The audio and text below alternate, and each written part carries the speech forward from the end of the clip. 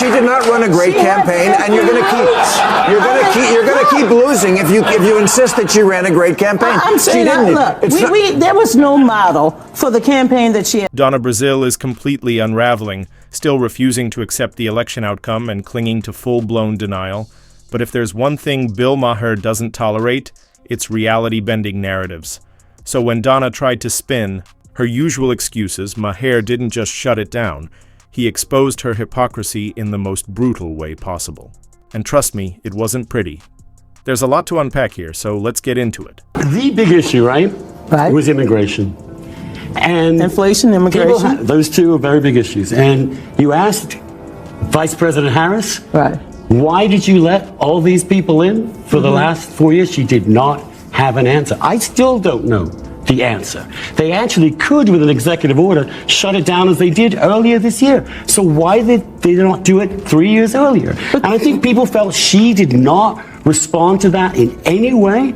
She had no answer on inflation, and she also seemed to represent that whole woke zone that people are sick to death of. And I think those three did it. I agree with the first two, but I'm not going to get into this, oh, the people are too damn woke. That wasn't a... Public frustration has been growing, whether some acknowledge it or not.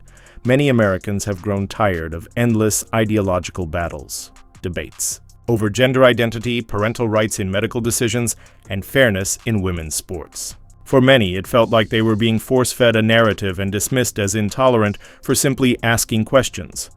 Meanwhile, Vice President Kamala Harris largely avoided addressing these concerns. And for families struggling with rising costs, conversations about pronouns felt far removed from their daily struggles. Voters made their stance clear at the ballot box, signaling a major shift in the political landscape. Even Bill Maher has pointed it out, suggesting the tides are turning. So, is Donna Brazile out of touch with where the public really stands? All signs suggest the answer is yes. I disagree with you. I know, and that's why you're going to keep losing. No, man, look. I mean, it's not to go... Okay. On July 21st at 1:41 p.m., when Joe Biden announced that he was not going to, he was going to step down, Kamala Harris had to step up. Now, what other Democrat could have stepped up in that period of time? We're not arguing about that. All right. We're arguing the campaign she ran. They asked her what she would do differently. She said, I can't think of anything. That's terrible. How do we trust a party that was telling us with a straight face that Joe Biden could be president for 4 more years without any problem whatsoever? That's what the Democrats were telling us. It was a massive lie. We saw through it. Everyone saw through it. Did you see him this week? Could you imagine if we were just starting on the next term? One of the biggest reasons behind the Democrats' defeat? Relentless dishonesty from the White House.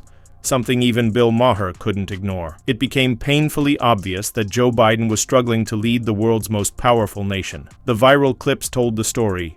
Wandering.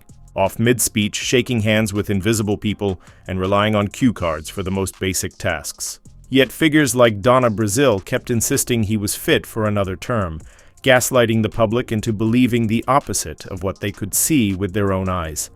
And if Biden's leadership was shaky, his backup plan didn't inspire much confidence either. Kamala Harris had no clear direction, no firm policies, and when asked what she would do differently, she delivered yet another incoherent, rambling response. Voters weren't buying it. Every time she spoke, it felt like watching someone stumble. Through an oral exam, awkward laughter, repetitive phrases, and a full minute of talking without actually saying anything. Her now infamous "time is a passing of time" remark only deepened concerns about her preparedness. If this was the Democratic Party's alternative, is it really a surprise voters rejected it? But here's the real kicker. The media, supposedly the public's watchdog, became part of the cover-up.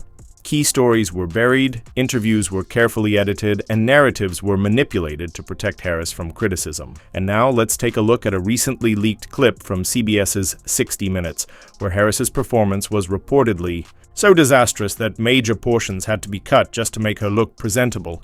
Here's what actually aired. Work that we do diplomatically with the leadership of Israel is an ongoing pursuit around making clear our principles. Well, let's start with this. On this subject, the aid that we have given Israel allowed Israel to defend itself against 200 ballistic missiles that were just meant to attack the Israelis and the people of Israel. And I think that is the most recent example of why what we do to assist in their defense around military aid is important. And when we think about the threat that Hamas, Hezbollah presents, Iran, I think that it is without any question our imperative to do what we can to allow Israel to defend itself against those kinds of attacks. Now, the work that we do diplomatically with the leadership of Israel is an ongoing pursuit around making clear our principles, which include the need for humanitarian aid, the need for this war to end, the need for a deal to be done which would release the hostages and create a ceasefire. If you actually understood what Kamala Harris just said in that unedited clip, please enlighten us in the comments because I'm completely lost. Seriously, was that even English? This is exactly why CBS had to step in.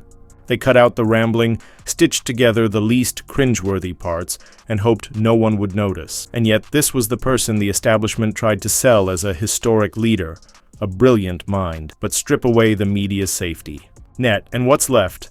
Word salads and nervous laughter. No wonder the American people weren't buying it. Did they really think we wouldn't notice?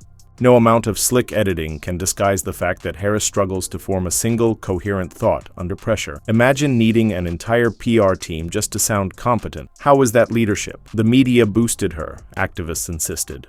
She was groundbreaking, but when it was time to truly lead, she fell flat. And if you think that last clip was bad, brace yourself. Because here's another moment that left voters shaking their heads. We're not going to stop pursuing what is necessary for the United States to be clear about where we stand on the need for this war to end. The work that we have done has resulted in a number of movements in that region by Israel that were very much prompted by or a result of many things, including our advocacy for what needs to happen in the region. And we're not going to stop doing that. We're not going to stop pursuing what is necessary for the United States to be clear about where we stand on the need for this war to end. It's almost impressive how Donna Brazile can blame the election loss on everything, except Kamala Harris. Let's be honest, Harris was vice president for 4 years, yet when asked a straightforward question about U.S. foreign policy toward Israel, she still sounded completely unprepared. This wasn't a trick question. It wasn't a political ambush. It was basic, fundamental knowledge that any competent leader should have mastered. Instead, we got another rambling, incoherent response that left people wondering, does she even know what she's talking about? This is exactly why they lost. Biden seemed increasingly disconnected from reality, and his so-called successor lacked a clear grasp of policy or leadership.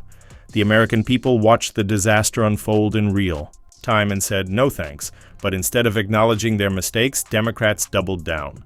Rather than reassessing, they insisted Harris was a strong leader, even when she struggled to deliver a competent response to the simplest questions. Voters weren't fooled.